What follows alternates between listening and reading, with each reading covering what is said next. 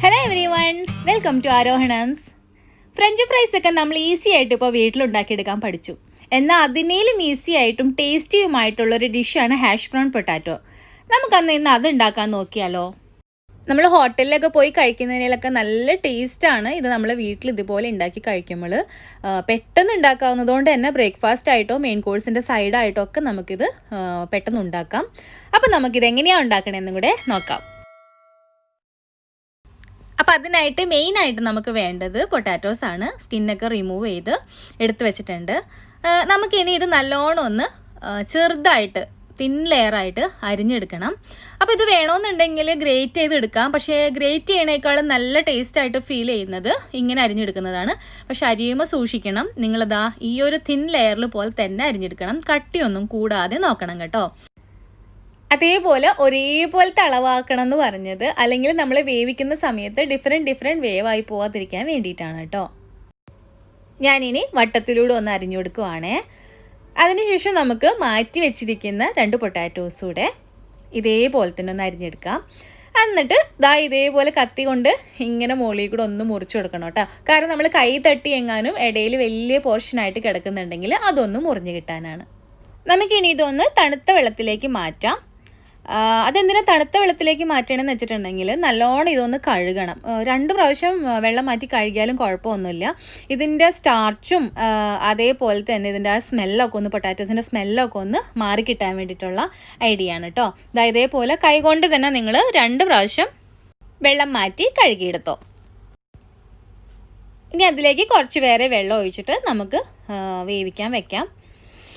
അപ്പോൾ ഒരുപാട് നേരം ഇത് വേവിക്കൊന്നും വേണ്ട, ഉപ്പും ആഡ് ചെയ്യേണ്ട. കാരണം ഇനി വേറെ ഇൻഗ്രീഡിയൻസ് ഒക്കെ ആഡ് ചെയ്യുന്ന സമയത്ത് അതിൻ്റെ അകത്ത് ഉപ്പ് ആഡ് ചെയ്യാനുണ്ട് നമുക്ക്. അപ്പോൾ ഓവറായി പോകും. ഇതുപോലെ ഒരുപാട് വെന്ത് ഉടഞ്ഞൊന്നും പോവരുത്. നമ്മൾ ആ പച്ച ഉരുളക്കിഴങ്ങ് കടിക്കുമ്പോൾ ഇങ്ങനെ കിരികിരി എന്ന് പറഞ്ഞ് വെള്ളം തെളിയത്തില്ലേ, അത് പാടില്ല. അന്ന് ഉടഞ്ഞങ്ങോട്ട് പോകാൻ വേണ്ട. ആ ഒരു സ്റ്റേജിൽ ഓഫ് ചെയ്യണം.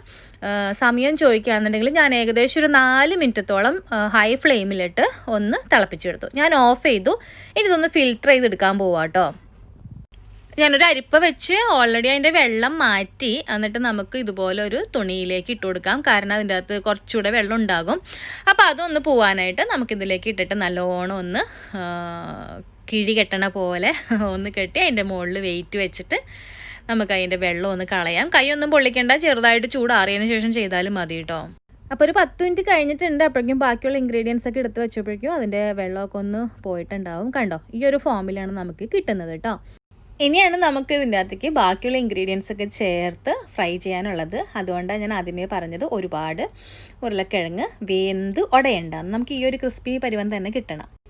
ഇനി അതിലേക്ക് ഒരു 3/4 ടേബിൾ സ്പൂൺ മൈദ ആഡ് ചെയ്ത് കൊടുക്കുകയാണ്. അതേപോലെ തന്നെ മൈദനേക്കാൾ ഒരു പൊടിക്ക് മേലെ 1 ടേബിൾ സ്പൂൺ എന്ന് പറയാം കോൺഫ്ലോറും ആഡ് ചെയ്ത് കൊടുക്കുകയാണ്. ഒരു സ്പൂൺ ഒനിയൻ പൗഡറാണ് വേണ്ടിയിരുന്നത്. എൻ്റെ കയ്യിൽ നിന്ന് പെട്ടെന്ന് വീണുപോയി. അപ്പോൾ അതുകൊണ്ട് എനിക്ക് അറിഞ്ഞുകൂടാ എന്തോരാണ് വീണതെന്ന്. നമുക്ക് ലാസ്റ്റ് നോക്കാം, ടേസ്റ്റ് നോക്കിയിട്ട് പോരെങ്കിലും നമുക്ക് ആഡ് ചെയ്ത് കൊടുക്കാം. പിന്നെ കുറച്ച് ഓർഗാനോ ചേർക്കുവാണ്. അത് ആഡ് ചെയ്തില്ലെങ്കിലും വലിയ കുഴപ്പമൊന്നുമില്ല കേട്ടോ, ഉള്ളവർ ആഡ് ചെയ്യുക. പിന്നെ കുറച്ച് ഉപ്പ് ആഡ് ചെയ്യുവാണ്. നമ്മൾ നേരത്തെ വേവിച്ചപ്പോൾ ഒന്നും ഉപ്പിട്ടിട്ടില്ല, അപ്പോൾ ആവശ്യത്തിനുള്ള ഉപ്പ്. പിന്നെ ഒരു ചെറിയൊരു പീസ് ചീസ് ഞാൻ ആഡ് ചെയ്യുന്നുണ്ട്, ഒത്തിരി കോളം. അതായൊരു ടേസ്റ്റ്, ഒരു ഫ്ലേവർ കിട്ടാൻ വേണ്ടി മാത്രം. അത് ഓപ്ഷണലാണ്, ഇല്ലെങ്കിൽ ആഡും ചെയ്യേണ്ട. ഒരു സ്പൂണോ അതൊന്നും നനഞ്ഞ് കിട്ടാൻ ഒട്ടാതിരിക്കാൻ വേണ്ടി മാത്രം കുറച്ച് സൺഫ്ലവർ ഓയിലും ഞാൻ ആഡ് ചെയ്യുന്നുണ്ട്. ഇനി നല്ലോണം അതൊന്ന് മിക്സ് ചെയ്ത് കൊടുക്കുക. മിക്സ് ചെയ്യുന്ന സമയത്ത് എപ്പോഴും ഓർക്കേണ്ട കാര്യം, നമ്മൾ ആഡ് ചെയ്ത കോൺഫ്ലോറും മൈദയും മാത്രം മതി. പൊട്ടാറ്റോസിൻ്റെ ടേസ്റ്റ് ആയിരിക്കണം മുന്നിൽ, അതല്ലെങ്കിൽ ഒരു ബജി ടേസ്റ്റിലേക്ക് പോകട്ടോ. എന്നിട്ട് നമുക്ക് ഈ ഒരു സമയത്ത് അതിൻ്റെ ഉപ്പും ടേസ്റ്റൊക്കെ നോക്കാം. അപ്പോൾ എനിക്ക് ഒനിയൻ്റെ ഫ്ലേവർ അങ്ങനെ കിട്ടുന്നുണ്ടായിരുന്നില്ല. അപ്പോൾ ഞാൻ കുറച്ചുകൂടെ ഒനിയൻ പൗഡർ ചേർത്തിട്ടുണ്ട്. നിങ്ങളിൽ ഒനിയൻ പൗഡർ അവൈലബിൾ അല്ല എന്നുണ്ടെങ്കിൽ ഒനിയൻ നല്ലോണം ക്രഷ് ചെയ്തതിന് ശേഷം ആഡ് ചെയ്താലും മതി കേട്ടോ. അപ്പോൾ ഞാനിവിടെ ഓൾറെഡി 3 പോർഷൻ ഒരേപോലത്തെ ആക്കി വെക്കുകയാണ്. കാരണം അപ്പോൾ ഓയിൽ ചൂടായി വരുമ്പോൾ അതിലേക്ക് എനിക്ക് ആ സമയത്ത് ഒരു ഷേപ്പ് ചെയ്ത് വെച്ചാൽ മതിയല്ലോ ഒരേപോലത്തെ. അപ്പോൾ അതുപോലെ ഞാനിവിടെ പാൻ ചൂടാവാൻ വെച്ചിട്ടുണ്ട്. അതൊന്ന് സൺഫ്ലവർ ഓയിൽ തന്നെയാണ് ഒഴിച്ചത്. അതൊന്ന് ചൂടാവുമ്പോഴേക്കും നമുക്ക് കൈ കൊണ്ട് തന്നെ ജസ്റ്റ് ഒന്ന് ഷേപ്പ് ആക്കാം.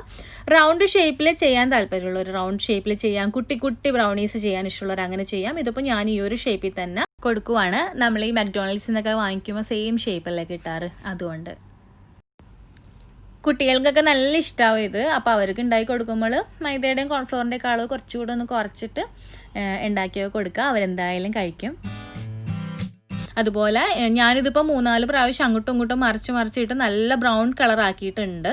അതല്ല, നിങ്ങൾക്ക് അതാണ് എനിക്കിഷ്ടപ്പെടുന്ന ഒരു ടേസ്റ്റ്. അപ്പോൾ നിങ്ങൾക്ക് അത്രയ്ക്കും ആ ക്രിസ്പി അല്ലെങ്കിൽ ആ ഒരു ബ്രൗൺ കളർ വേണ്ട എന്നുണ്ടെങ്കിൽ നിങ്ങൾക്ക് ഇതിനു മുന്നേ ഈ ഒരു ഫോം ആവുമ്പോൾ നിർത്തി കോരിയെടുക്കാം കേട്ടോ. അപ്പോൾ ഇവിടെ നല്ലോണം മൊരിഞ്ഞ് നല്ല ബ്രൗൺ കളറിൽ വന്നിട്ടുണ്ട്. നമുക്കപ്പോൾ ഇതൊന്ന് ഒരു പാത്രത്തിലേക്ക് മാറ്റിയെടുക്കാം കേട്ടോ. സൈഡൊക്കെ നല്ലോണം മൊരിഞ്ഞ് ഉള്ളിൽ നല്ല സോഫ്റ്റും ആയിട്ടുണ്ട്. അപ്പം ചൂടൊന്നും കളയണ്ട, നമുക്കിത് കഴിച്ചു നോക്കാം. ഞാനൊരു ഗ്ലാസ് ഓറഞ്ച് ജ്യൂസും എടുത്ത് വെച്ചിട്ടുണ്ട് സൈഡിന്. നല്ല ക്രിസ്പി ഹാഷ് ബ്രൗൺ പൊട്ടാറ്റോസ് നമ്മൾ പുറത്തുനിന്ന് കഴിക്കുന്ന അതേ ടേസ്റ്റിൽ തന്നെ നമുക്ക് എളുപ്പത്തിൽ പെട്ടെന്ന് നമുക്ക് വീട്ടിലുണ്ടാക്കിയെടുക്കാം. കുട്ടികൾക്കും എന്തായാലും ഇഷ്ടപ്പെടും ഇത്. നിങ്ങൾ എന്തായാലും ട്രൈ ചെയ്ത് നോക്കണം കേട്ടോ. എപ്പോഴും ഓർക്കേണ്ടത് പൊട്ടാറ്റോസിൻ്റെ ടേസ്റ്റ് ആയിരിക്കണം മുന്നിൽ നിൽക്കുന്നത്.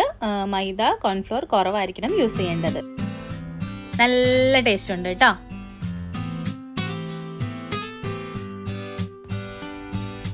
അപ്പം എല്ലാവർക്കും ഇന്നത്തെ വീഡിയോ ഇഷ്ടമായി എന്ന് കരുതുന്നു. എല്ലാവരും ഉണ്ടാക്കി നോക്കിയിട്ട് പിക്ചറൊക്കെ ഷെയർ ചെയ്യാൻ മറക്കരുത്. എല്ലായ്പ്പോഴും പറയുന്നത് പോലെ ലൈക്ക് ചെയ്യാനും കമൻറ്റ് ചെയ്യാനും സബ്സ്ക്രൈബ് ചെയ്യാനും സപ്പോർട്ട് ചെയ്യാനും മറക്കരുത്. അപ്പോൾ പുതിയൊരു വീഡിയോ ആയി വരുന്നത് വരെ ബൈ ബൈ, ടേക്ക് കെയർ.